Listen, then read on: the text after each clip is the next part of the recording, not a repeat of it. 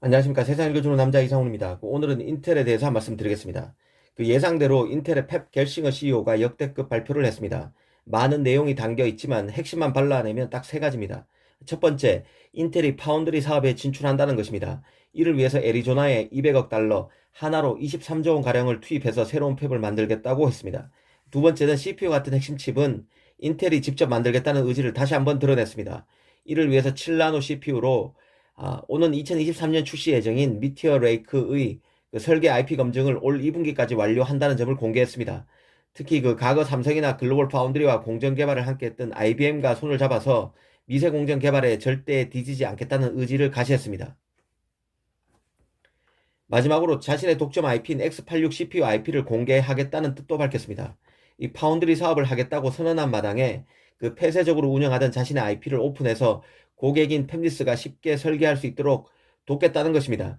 이는 파운드리 사업을 위해서 인텔을 유연하고 표준화하는 작업에 해당합니다. 이전에는 자신의 칩만 만들었기 때문에 모든 것이 인텔에 특화될 수밖에 없었습니다. 하지만 이제부터는 고객인 팹리스를 물고 끌고 들어와야 합니다.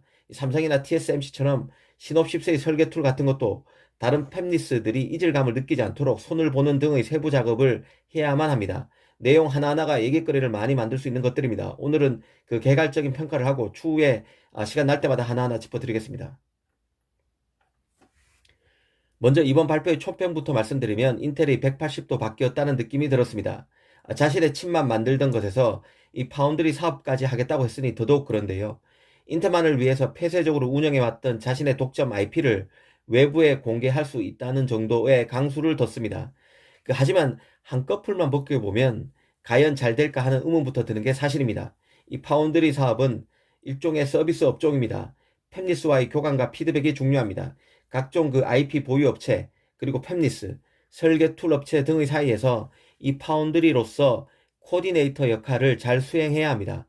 갑 중에 갑 체질에 박혀있는 인텔이 이를 잘 해낼 수 있을까라는 생각이 강하게 듭니다.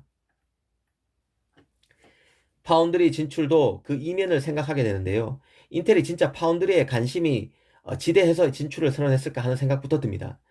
아니면 자국 안에 제조 공장을 반드시 두고 싶은 미국 정부의 압박과 세제 혜택 등의 지원을 이끌어내기 위한 인텔의 꼼수가 교집합처럼 만나서 파운드리 진출 선언이 이뤄진 게 아니냐는 의구심이 적지 않습니다.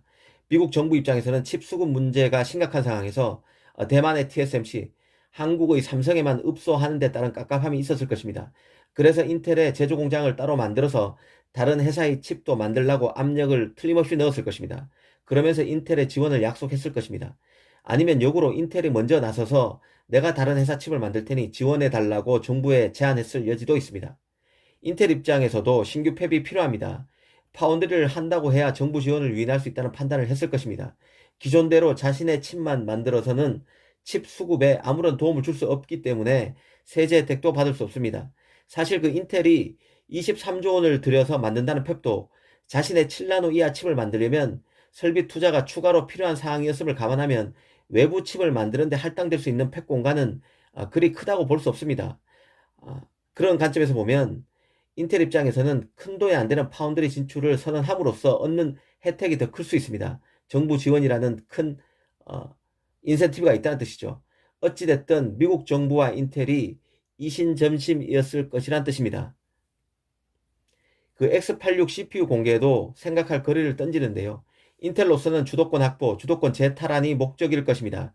애플, 퀄컴 등이 ARM 계열 CPU로 시장을 점점 잠식해 오고 있습니다. 인텔 입장에서는 완전히 전향적으로 자신의 IP를 공개해서 팹리스들로 하여금 직접 프로세서를 설계하려면 자신의 X86 CPU IP를 활용해서 설계하라고 IP를 제공하겠다는 뜻입니다. ARM처럼 IP 수익을, 로열티 수익을 얻을 수 있고 또 파운드리로서 칩을 만들어 줌으로써 또 이익을 얻을 수 있겠다는 생각을, 얻겠다는 생각을 했을 것입니다. 그런데 다시 한번 생각해 보겠습니다. 그간 X86 CPU IP는 인텔만 써왔습니다. 폐쇄적으로 운영해온 만큼 이걸 공개한다고 해서 팹리스들이 얼마나 쓸까 하는 생각이 듭니다. ARM IP 같은 경우는 다릅니다. 원래부터 사용자 중심으로 만들었던 IP입니다. 사용하기 편리하다는 뜻입니다. 하지만 X86 IP는 다르죠. 인텔만을 위해 만든 IP라 다른 업체가 사용하기 힘들 것입니다. 특히 그 IP를 오픈하게 되면 인텔이 팹리스와 의사소통할 인원을 많이 할당해서 배정해야 합니다. 돈이 추가로 많이 들 수밖에 없습니다. 인건비 등으로 말이죠. 하지만 인텔 내부 인원들은 개발 파트에서 일하기를 바랄 것입니다. 서비스 쪽보다는 기존에 해오던 개발 파트가 더 선호할 수밖에 없을 것입니다. 이렇게 되면 파운드리의 밸류도 낮아질 수밖에 없고 활용도가 떨어질 수밖에 없습니다. 이 갤시거는 구글, 시스코, 퀄컴, 마이크로소프트 등이 고객이 될 수 있을 것이라고도 했습니다. 이들과 같이 개발해서 칩을 만들겠다는 의지가 담겼다고 봅니다. 앞으로 인텔이 어떻게 파운드리를 운영하느냐에 따라 성패가 달렸을 것입니다. 원론적인 얘기입니다. 하지만 쉽지 않을 거란 점은 분명합니다. 다만 파운드리 시장이 급격히 커지고 있고 최고의 공정 기술력을 가진 인텔이 또 한 번 진출을 선언했습니다. 정부의 지원까지 등에 업은 채로 말이죠.